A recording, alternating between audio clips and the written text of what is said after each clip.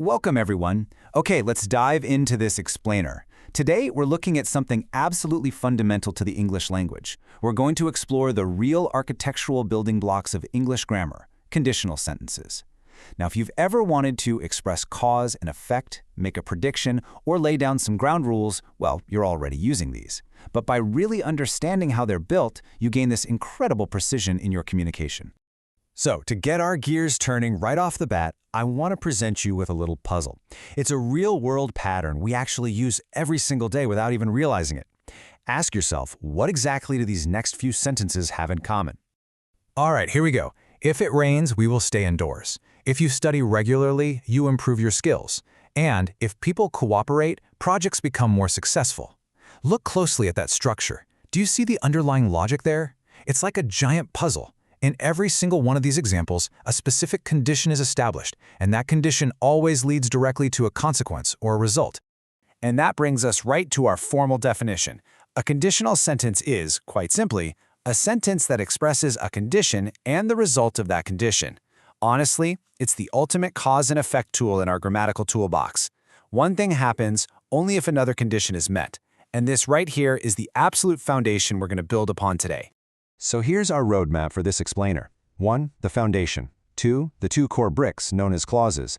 3. Clauses versus sentences. 4. The glue, or conditional conjunctions. 5. The polish. And finally 6. An inspection, where we'll look at mistakes in practice. All right, let's master this step by step. Let's start right at the very beginning with Section 1, the foundation, condition, and result.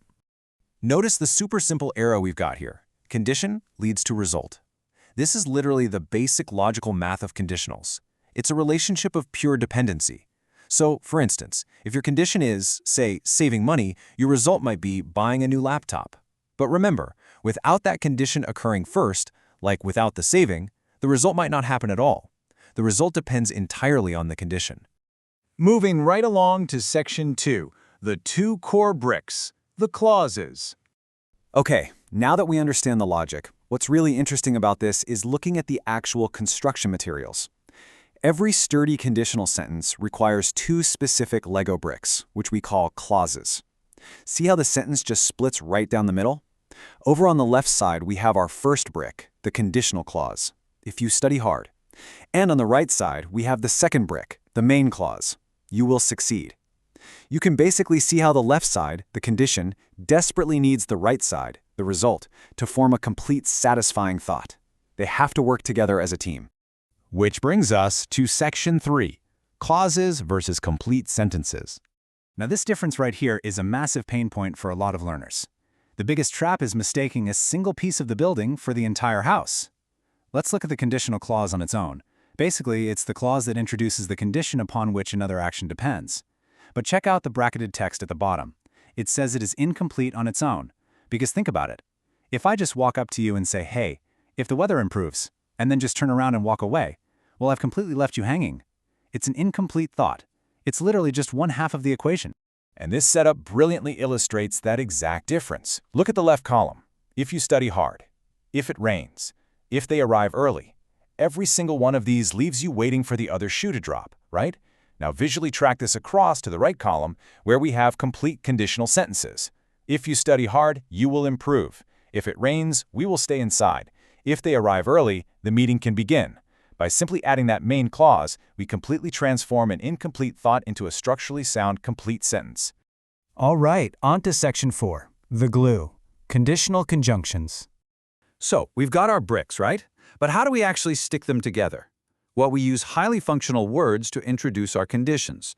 If is definitely the most common, like if you practice, you improve. But look at all these others we have. Unless, which just means if not. So unless you practice, improvement is difficult. Then there's provided that you prepare, as long as you follow the instructions. In case, which is like saying, hey, take an umbrella in case it rains. And on condition that. These little words act as the grammatical glue that signals to the listener, get ready, a condition is coming. Now for Section 5, the polish, punctuation, and word order. Okay, so we have the foundation, we have our bricks, and we have the glue. Now we've got to assemble the whole shebang correctly so the grammar doesn't completely fall apart. And actually, you can flip the order of your clauses, but there is a major rule. Look at the top, condition first. If you study regularly, you will improve. Notice that big, bold comma separating the clauses right there? Now look down at the bottom, result first. You will improve if you study regularly. Notice what's missing? No comma. Yeah, when the condition comes first, you absolutely need a comma. But when the main result clause comes first, that conditional glue word like if kind of sits right in the middle, and you just drop the comma.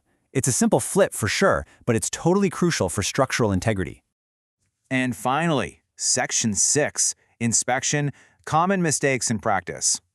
We're in the final stretch now, and remember, think of mistakes not as failures, but just as easily avoidable traps on our little grammar construction site.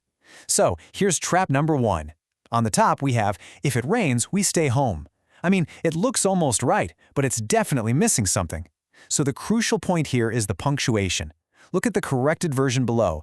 If it rains, we stay home.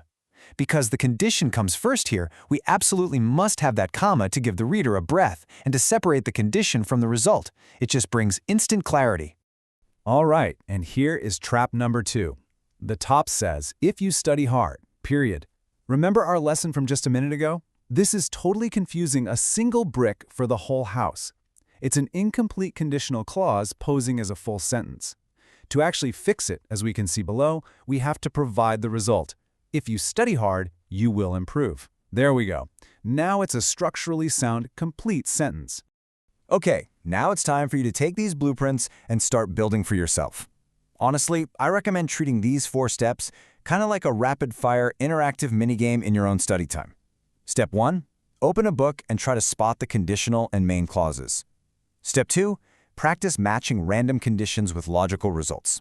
Step 3, combine those sentence halves. And step 4, always double-check your punctuation and word order. Ask yourself, are you using your commas correctly? Let's go ahead and wrap this up by quickly summarizing our key takeaways.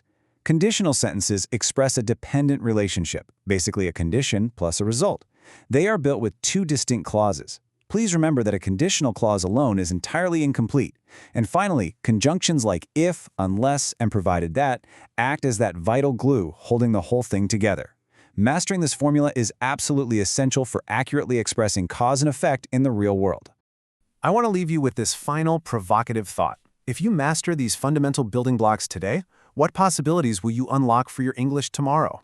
You know, grammar isn't just some set of rigid rules to memorize for a test. It is a powerful tool. By understanding conditionals, you gain the sheer ability to hypothesize, to negotiate, and to clearly shape your own future communication. So take these building blocks and start building. Thanks so much for joining me for this explainer, and keep on learning.